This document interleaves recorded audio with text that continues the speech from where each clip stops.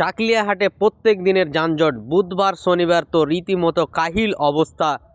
উত্তর দিনাজপুর জেলার চাকলিয়া হাটে প্রত্যেক দিনই নাজেহাল অবস্থার তৈয়ারি হয়েছে যানজটে। বাজারে যাওয়া তো দূরের কথা, রাস্তাতে পা থুইতেই দম বন্ধ হয়ে যায়।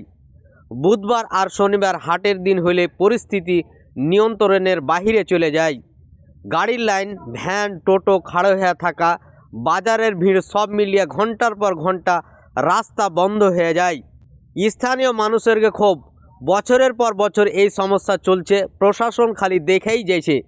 ট্রাফিক না থাকলে এসব চলবে কি করে? মেলাইজন কহেছে হাটের দিন বাড়তি ট্রাফিক, আলাদা পার্কিং, রাস্তা ধরে নিয়মিত নজরদারি হইলে পরিস্থিতি নিয়ন্ত্রণে থাকবে। কিন্তু অভিযোগ, প্রশাসন সম্পূর্ণ উদাসীন।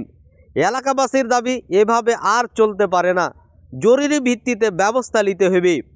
চাকলিহাটের মানুষ প্রত্যেক দিন যে ভোগান্তির মধ্যে যাইছেন, সেই আওয়াজ এবার সোশ্যাল মিডিয়ায় আরও জোরালো হয়ে উঠছে।